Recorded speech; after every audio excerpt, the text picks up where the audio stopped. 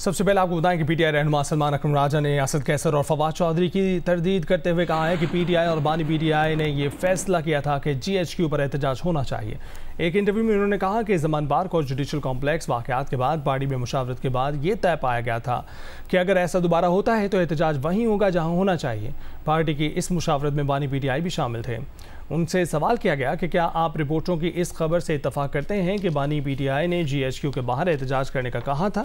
सलमान अकरम राजा ने कहा कि वो इस बात से इत्तफाक करते हैं। इससे पहले असद कैसर और फवाद चौधरी ने कहा था कि पार्टी में जीएचक्यू या कोर कमांडर हाउस पर एहतजाज का कोई फैसला नहीं हुआ था।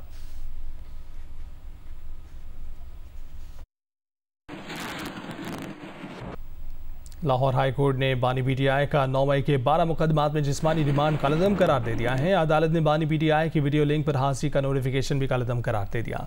लाहौर हाई कोर्ट की जस्टिस तारिक सलीम और जस्टिस अनवारुल हक पर मुश्तमिल 2 रुकनी बेंच ने बानी पीटीआई के 12 मुकदमात में जिस्मानी रिमांड के खिलाफ दरखास्तों पर समाअत की। प्रोसिक्यूटर जनरल पंजाब ने दलाइल दिए। अदालत ने कहा कि आप मुलजिम को फोटोग्रामेटिक टेस्ट पर फोर्स तो नहीं कर सकते। मॉडर्न डिवाइसेस की तरफ जाने का ख्याल कब आया। प्रोसिक्यूटर जनरल ने कहा कि फोटोग्रामेटिक टेस्ट की सहूलत जेल के अंदर है। प्रोसिक्यूशन को पूरा मौका न देना ज़्यादती होगी।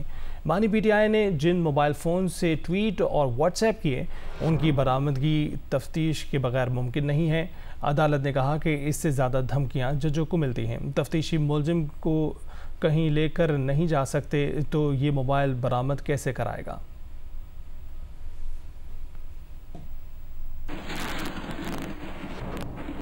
अपोजिशन लीडर उमर अयूब ने कहा है कि कौम नए आम इंतखाबात की तैयारी करे, नए इलेक्शन से ही मुल्क तरक्की करेगा। अडयाला जेल में बानी पीटीआई से मुलाकात के बाद गुफ्तगू में उमर अयूब ने कहा कि पीडीएम हुकूमत डूब चुकी है। उमर अयूब का ये भी कहना था कि पीडीएम हुकूमत पाक फौज और तहरीक इंसाफ को आमने सामने लाना चाहती है, मगर तहरीक इंसाफ और सिपहसालार जनरल आसिम मुनीर ऐसा होने नहीं देंगे।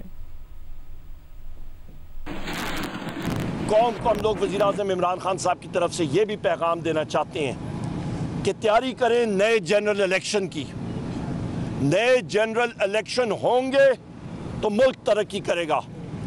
इस मुल्क की चारों सूबों की जंजीर है वज़ीर आज़म इमरान खान साहब। ये पीडीएम हुकूमत, शहबाज शरीफ हुकूमत, मरियम नवाज हुकूमत, इनके तो छक्के छुट गए हैं, ये डूब गई है। शहबाज शरीफ और ये पीडीएम की हुकूमत जो है ये बदकिस्मती के साथ पाक फौज और तहरीक इंसाफ को आमने सामने कर रही है और उससे वो अपने शहबाज शरीफ और ये लोग अपने नापाक अज़ाइम निकालना चाहते हैं।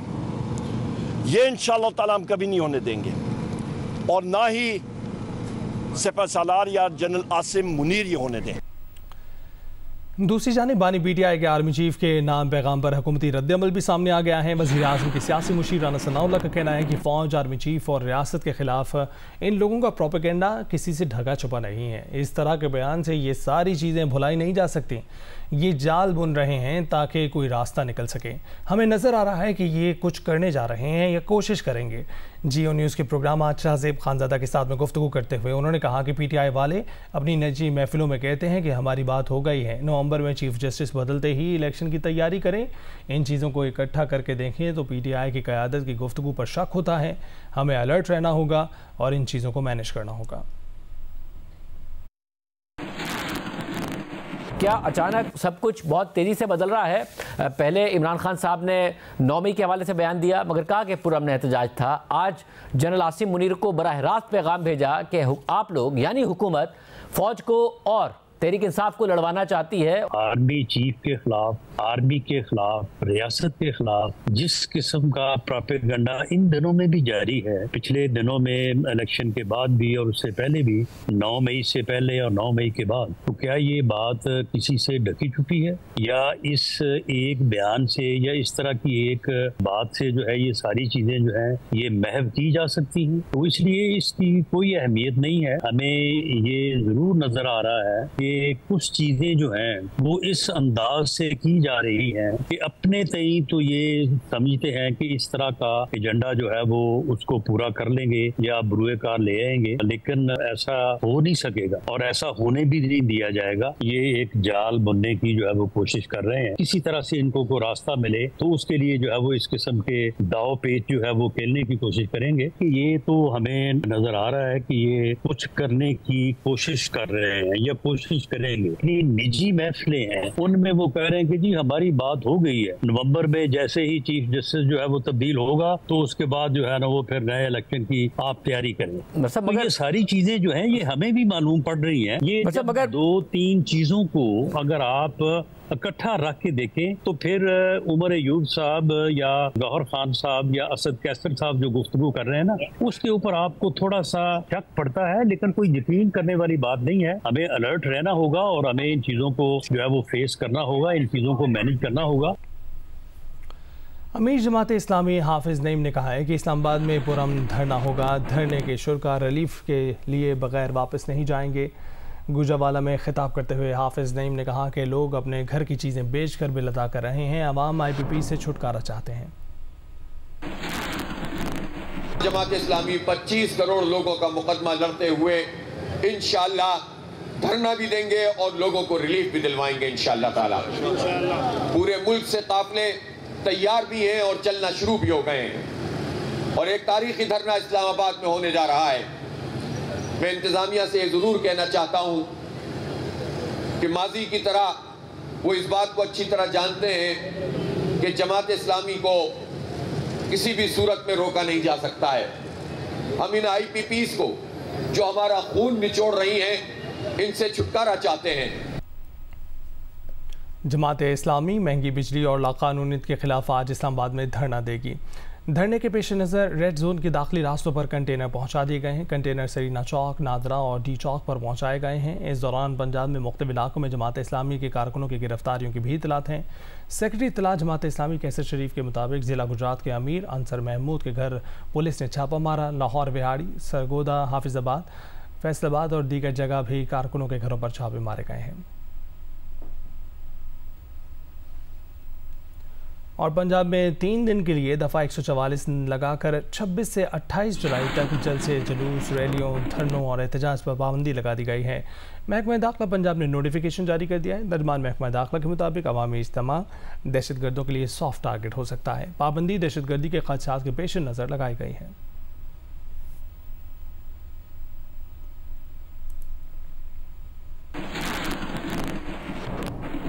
कराची के इलाके डिफेंस खैबान निशात में 2 ग्रुपों में फायरिंग का तबादला हुआ है, जिसके नतीजे में 3 अफराद हलाक हो गए हैं, 3 जख्मी हैं। DIG साउथ का कहना है कि दोनों ग्रुपों के दरमियान दुश्मनी पर फायरिंग की गई। वज़ीर दाखिला सिंध ने एडिशनल IG से तफसीलात तलब कर ली हैं। मज़ीद जानते हैं जियो न्यूज़ के नुमाइंदे राहिल सलमान से। राहिल, बताइएगा क्या पता चल सका है इस फायरिंग के तबादले के हवाले से? डिफेंस फेज 6 का इलाका है, जहां पर अब से कुछ देर पहले ये 2 ग्रुपों के दरमियान जो है फायरिंग का वाक़या पेश आया है। DIG साउथ असद रजा से हमारी बात हुई तो ये बताते हैं कि इन दोनों ग्रुपों में दोनों का एक ही कब्जे से ताल्लुक है और दोनों ग्रुपों में दुश्मनी भी चल रही थी। आज इन दोनों के दरमियान एक गली है, उसमें जो वो दोनों ग्रुपों की गाड़ियां एक दूसरे के जो है वो सामने आ गई और मुमकिन तौर पर उसी बात पे जो वो तकरार बढ़ती चली गई और उसके बाद फिर झगड़ा बढ़ गया। इस दौरान दोनों ग्रुपों ने एक दूसरे पर जदीद हथियारों से फायरिंग की, जिसके नतीजे में अब तक DIG साउथ के मुताबिक 3 अफराद इसमें जाँ बाप हो चुके हैं, जबकि कुछ जख्मी भी हैं जो कि यहाँ करीबी प्राइवेट हॉस्पिटल भी शिफ्ट किए गए हैं। DIG साउथ का कहना है कि मुमकिन तौर पर ये वाक़या जो वो गाड़ियों की जो आपस में टकराने से हुआ है, लेकिन अभी फौरी तौर पर इस बारे में हतमी तौर पर कुछ नहीं कहा सकता, लेकिन इन दोनों ग्रुपों के दरमियान दुश्मनी भी चल रही थी और तमाम लाशों को, जख्मियों को यहाँ करीबी अस्पताल में शिफ्ट किया जा चुका है। अभी हतमी तादाद नहीं है, लेकिन फिलहाल DIG साउथ 3 हलाकतों की तस्दीक करते हैं, जबकि इसमें उनका कहना है कि इसमें हलाकतें बढ़ने का भी खदशा है। आसपास लगे हुए CCTV कैमरों की फुटेजेस भी हासिल की जा रही है। यहाँ पे क्राइम सीन यूनिट भी पहुंची है और गाड़ियों से यहाँ पे खौल भी जो है वो एम्प्टीज भी यहाँ पे जमा की जा रही है। जी, बहुत शुक्रिया राहिल आपका।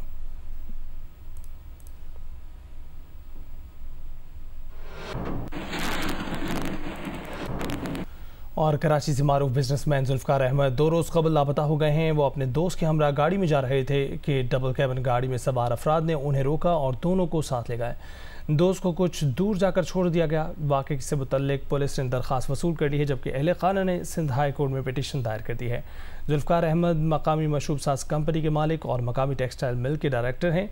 टेक्सटाइल मिल के मैनेजर इमरान मलिक ने कैलरी थाने में तहरीरी दरख्वास्त जमा कराई। दरख्वास्त के मुताबिक 23 जुलाई की शाम तकरीबन 5:15 बजे जुल्फ़कार अहमद टेक्सटाइल मिल से अपने दोस्त कैसर के हमरा रवाना हुए और जब वो आगरा ताज कॉलोनी माड़ीपुर रोड पर पहुंचे तो डबल कैबिन गाड़ी में सवार तकरीबन 8 मुसल्लह अफराद जुल्फ़कार अहमद और उनके दोस्त कैसर को ज़बरदस्ती अपने हमरा ले गए। कुछ दूर जाकर कैसर को गाड़ी से उतार दिया गया, जबकि जुल्फ़कार अहमद को अपने हमरा ले गए। DIG ज़िला जनूबी असद रज़ा ने बताया कि पुलिस ने फौरी तौर पर तहरीरी दरख्वास्त वसूल कर ली। पुलिस वाक़े की तहकीकात कर रही है, लेकिन फौरी तौर पर केस में कोई पेशरफ नहीं हो सकी। दूसरी जानिब जुल्फ़कार अहमद के अहले खाना ने इस हवाले से सिंध हाई कोर्ट में पिटीशन भी दायर कर दी है।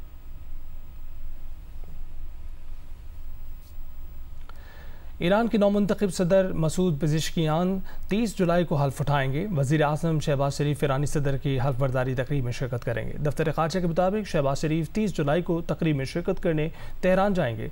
ईरानी मीडिया का कहना है कि नौमुंतखब ईरानी सदर मसूद पेज़ेश्कियान की तकरीब हल्फ बर्दारी 30 जुलाई को पार्लियामान की इमारत में होगी। मसूद पेज़ेश्कियान 28 जून को होने वाले सदारती इंतख़ाबात में ईरान के 9वें सदर मुंतखब हुए हैं।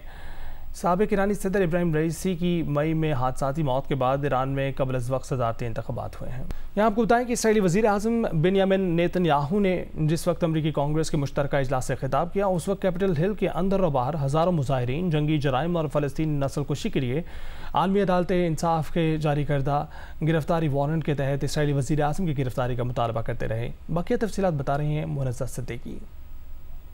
अमरीकी ऐवान नुमाइंदगान की साबिक स्पीकर नैन्सी पेलोसी समेत डेमोक्रेटिक पार्टी के दर्जनों अरकान कांग्रेस ने नेतन्याहू के खिताब में शिरकत नहीं की। शदीद आलमी दबाव के बावजूद इसराइली वजीर आजम ने फायरबंदी मुआहदे के बारे में एक लफ्ज भी नहीं कहा। अपनी तकरीर में नेतन्याहू ने हस्बे मामूल जितने दावे किए वो सब के सब झूठे साबित हुए। नेतन्याहू ने कहा कि रफा पनागुज़ीन कैंप पर हमलों में एक भी फलस्तीनी हलाक नहीं हुआ। हालांकि मई के अवाखिर में सिर्फ एक मिसाइल हमले में फलस्तीनी बच्चों समेत 45 अफराद शहीद हुए। उस कत्लेआम को अक़वाम मुत्तहिदा ने जमीन पर जहन्नुम से ताबीर किया था। नेतन्याहू ने दावा किया कि उन हमलों में हमास के 1203 फाइटर्स मारे गए, लेकिन उसकी कोई तस्दीक नहीं हुई। नेतन्याहू ने तकरीर में कहा कि इसराइल ने 40,000 इमदादी ट्रकों को गजा पट्टी में दाखिल होने की इजाजत दी और वो तमाम इमदाद हमास ने चोरी कर ली, जबकि हकीकत ये है कि इसराइल ने जंग से पहले की इमदाद का सिर्फ 20% गजा में दाखिल होने दिया, जिसकी वजह से अक़वाम मुत्तहिदा गजा पट्टी में कहत और ग़िज़ाई किल्लत का ऐलान कर चुकी है।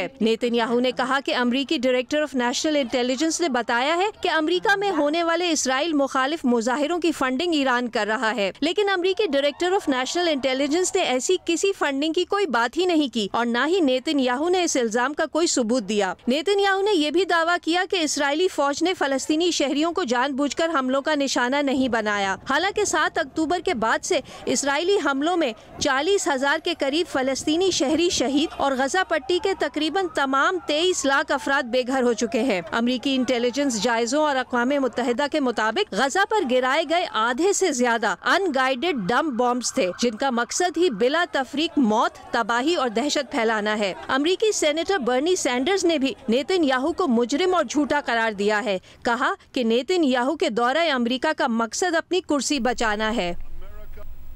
और साबिक अमरीकी सदर ट्रंप ने एक इंटरव्यू में कहा है कि इसराइल को फौरी तौर पर गजा जंग ख़त्म करनी चाहिए। गजा जंग की वजह से दुनिया भर में इसराइल की शोहरत ख़राब हो रही है।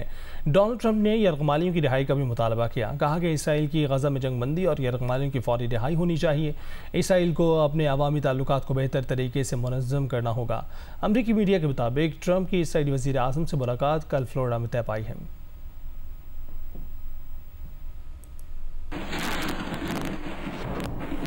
Welcome back. बन वाक़े पर खैबर पख्तूनख्वा एपेक्स कमेटी के इजलास का मुश्तरका एलामिया जारी कर दिया गया है। एलामिया में कहा गया है कि दहशतगर्दी हर सूरत में काबिल मज़म्मत है। दहशतगर्दों के खिलाफ कार्रवाई होगी। पुलिस मुसल्लह गिरोह के दफातर के खिलाफ बिला तफरीक कार्रवाई करेगी। बन वाक़े की जुडिशल इंक्वायरी होगी। एलामिया में अस्करी इदारों ने वाज़ेह किया है कि सूबे में कोई ऑपरेशन नहीं हो रहा। पेशावर से दानियाल अजीज़ रिपोर्ट करेंगे।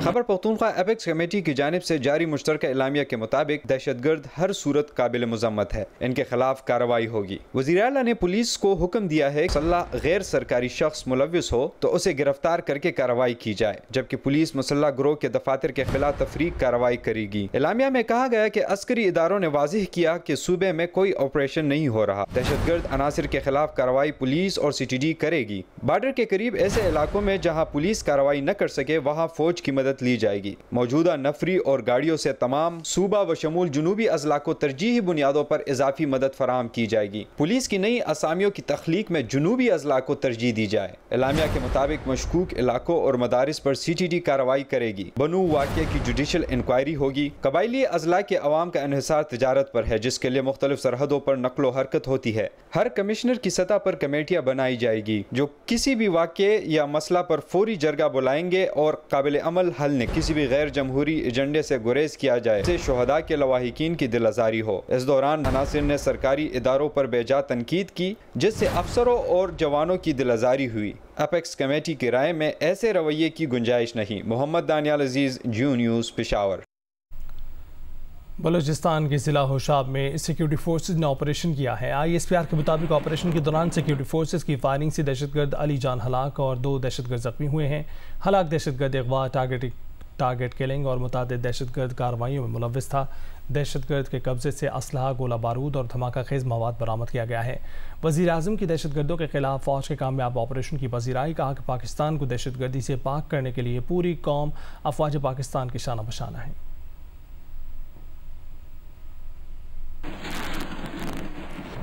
और इलेक्शन कमीशन ऑफ पाकिस्तान ने आज PTI के उन 39 अरकान कौमी असम्बली का नोटिफिकेशन जारी कर दिया है जिन्होंने अपने कागजात नामजदगी में PTI से वाबस्तगी का सर्टिफिकेट जमा करवाया था। ये सर्टिफिकेट जमा न कराने वाले 41 आज़ाद अरकान के मामले पर इलेक्शन कमीशन ने सुप्रीम कोर्ट से रुजू कर लिया है।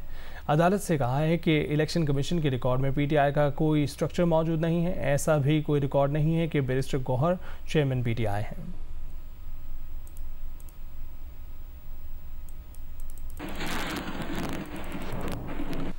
और जियो फिल्म्स और मानवी वाला एंटरटेनमेंट और मानू एनिमेशन स्टूडियोज़ के इश्तराक से पेश की जाने वाली पाकिस्तान की पहली animated film the glass worker का कराची के सिनेमा में प्रीमियर जारी है।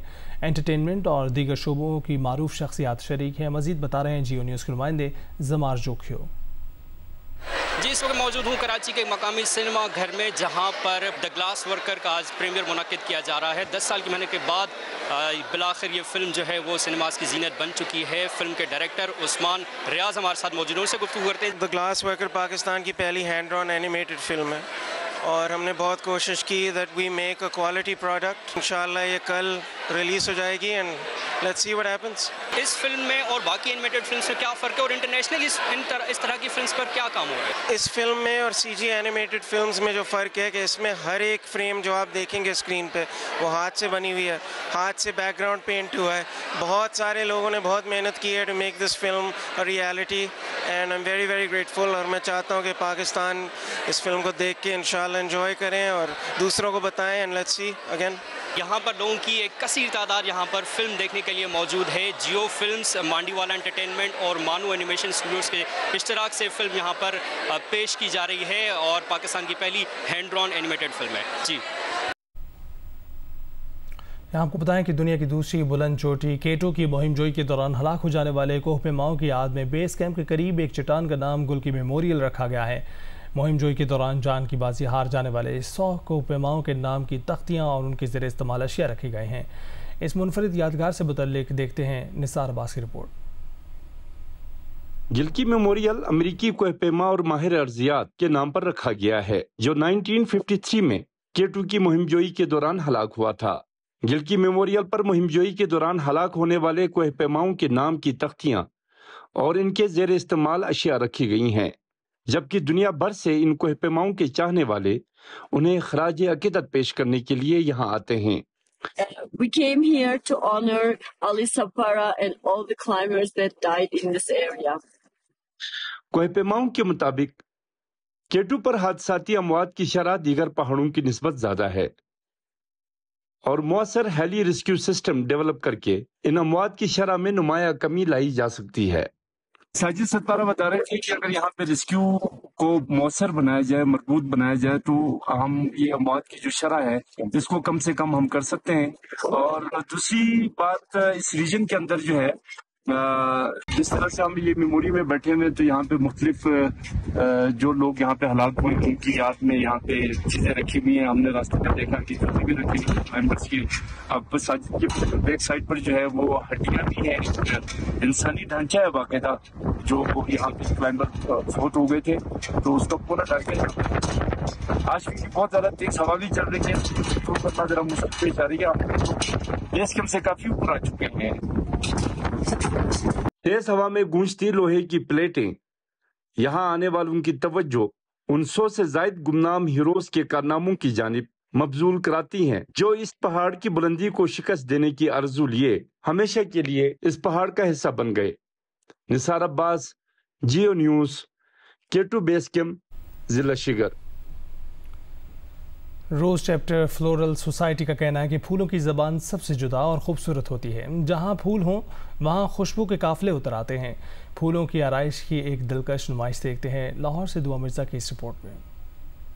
फ्लोरल आर्ट सोसाइटी रोज़ चैप्टर का जर्मन फ्लोरिस्ट ग्रेगोर लर्श को खराज तहसीन। मुख्तलिफ ख़वातीन डिज़ाइनर्स की जर्मन फ्लोरिस्ट के डिज़ाइन की तर्ज पर फूलों की खूबसूरत आराइश। रोज़ चैप्टर की साबिक सदर ज़ारा असलम का कहना था कि फूलों की ज़बान सबसे खूबसूरत होती है। मुख्तलिफ डिज़ाइन पर फूलों को तरतीब देना ज़बरदस्त आर्ट है। हम लोग फूल बनाते हैं और पाकिस्तान का सॉफ्टवेयर इमेज दुनिया में पेंट करते हैं, क्योंकि हम लोग इंटरनेशनली भी प्राइज।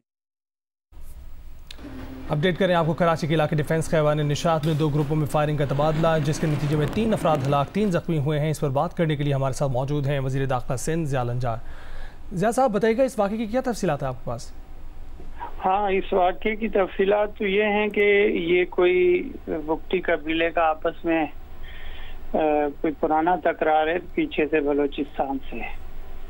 कोई एक अली हैदर हैं, वो जो नवाब अकबर बुक्टी हैं उनके भांजे थे, और दूसरे हैं फहद जो भतीजे हैं। इनका झगड़ा हुआ है, आपस में गन फायर हुआ है। उसमें अभी तक जो इतलात है वो 3 लोग की डेथ हो गई है, 4 जख्मी हैं। तो अभी तक जो नाम है उसमें मीर मोहम्मद है और मीर ईसा है और अली है जो गनमैन है। तो पुलिस, मैंने कहा है कि जो भी लोग हॉस्पिटल्स में हैं जख्मी, उनको अरेस्ट करें, और जो उनके अकम्पनीड हैं उनको भी अरेस्ट किया जाए, ताकि ये जो बहुत ही नाखुशगवार वाकया हुआ है कराची में। ज़िया साहब, इस हवाले से बताइएगा कि आपने तो अहकाम जारी किए थे कि किसी को भी कराची में और ख़ास तौर पे इन इलाकों में जहाँ पर ये वाक़यात हो रहे हैं, रूनमा हो रहे हैं, असले के साथ फिरने की इजाज़त नहीं दी गई थी, मुमानियत थी इस हवाले से। तो यहाँ पर तो ऐसे वाक़यात, और हम देखते हैं कि बहुत से अफराद असला लेकर घूम रहे हैं। देखिए, इसकी बिल्कुल मुमानियत है इस एरिया में, और रेंजर्स भी गश्त कर रही होती है। लेकिन अगर किसी को आपस में इस किस्म का ये वाकया काफी अरसे के बाद देखने में आया कि 2 कबीले जो बलोचिस्तान के हैं वो आपस में यहाँ पर लड़े हैं, और इसकी मैं इंक्वायरी कंडक्ट कर रहा हूँ कि ऐसे हथियार लेकर ये लोग आए हैं और कौन इसमें जिम्मेदार है, उनके खिलाफ कार्रवाई करूँगा। ज़िया साहब, ये बताइएगा कि वाक़या रूनुमा कैसे हुआ है? किस तरह से कोई टारगेटेड कार्रवाई की गई, किसी ग्रुप ने दूसरे ग्रुप को देखकर निशाना लिया, या फिर यहाँ एकदम से कोई लड़ाई झगड़ा हुआ जिसके नतीजे में ये वाक़या पेश आया? जो इनिशियल इतलात हैं उसमें जो मैंने तफसीलात ली हैं ऑफिसर्स से ऑन स्पॉट, जो है SSP साहब, ये ऑल ऑफ सडन नहीं है, इसकी पुराना तकरार इनका चल रहा था। तो कोई वजह हुई है जो कि जिसकी तहकीकात होंगी। इनिशियली अभी नहीं बताया जा सकता कि कैसे हुआ है रूम वाकया, लेकिन ये है कि यकीनन इनका कहीं टकराव हुआ है, और टकराव में मैं समझता हूँ कि कॉल वगैरह इन्होंने एक दूसरे को की है तेज में आकर, और ये फायरिंग हुई है। एक ही कबीला है और एक ही कबीले के ही ये अफराद मारे गए हैं। तकरार के नतीजे में मारे गए हैं। ये भी बताइएगा जालंजार साहब कि जुल्फ़कार अहमद जो कराची के मारूफ ताजिर हैं वो लापता हैं 2 दिन से, उनके हवाले से क्या इतलात हैं? देखिए, इस पर भी मैंने रिपोर्ट मंगवाई है और यकीनन जैसे ही इसकी कोई इतलात मिलती हैं तो ज़रूर आपके साथ शेयर करेंगे। और ये भी बताइएगा कि HRCP के जो सरबराह थे असद बट, उनको पुलिस वाले ले गए थे, तो क्या इस हवाले से आपको पहले कुछ मालूमात थी या किसी और महकमे को इतलात थी इस हवाले से? देखें, इसमें मुझे इतला नहीं है इसकी कि उनको लेकर गए हैं और यकीनन इनकी अहम मामला है और उसको मैंने आज एडिशनल IG को कहा है कि भाई ये मुझे नॉलेज में नहीं दिया गया है और इनको एक ह्यूमन राइट्स कमीशन के हमारे रहनुमा को लेकर गए हैं, तो इसकी भी मैं ले रहा हूँ उनसे तफसीलात एडिशनल IG से, और खुद भी वो बताएंगे, यकीनन आपको पता चल जाएगा। जी, वज़ीर दाखिला सिंध ज़ियालंजार गुफ्तगू कर रहे थे। उन्होंने बताया कि जुल्फ़कार अहमद के हवाले से क्या तफसीलात इस वक्त सामने आई हैं और सरबराह HRCP के हवाले से क्या तफसीलात सामने आए हैं। इसके अलावा खैबर निशात पर होने वाले वाक़े के हवाले से उन्होंने अपडेट किया। अपडेट इस वक्त ये है कि 5 हलाकतें हो चुकी हैं इस वाक़े में और 5 अफराद के जाँ बहक होने की इतलात मौसूल हो रही हैं। इससे पहले ये बताया जा रहा था कि 3 अफराद हलाक हैं, 3 ज़ख्मी हैं, लेकिन अब ताज़ा तरीन ख़बर ये है कि इस अफसोसनाक वाक़े के नतीजे में, इस तकरार के नतीजे में जो कि ज़ाती दुश्मनी का शाखसाना बताया जाता है, 5 अफराद हलाक हो गए हैं।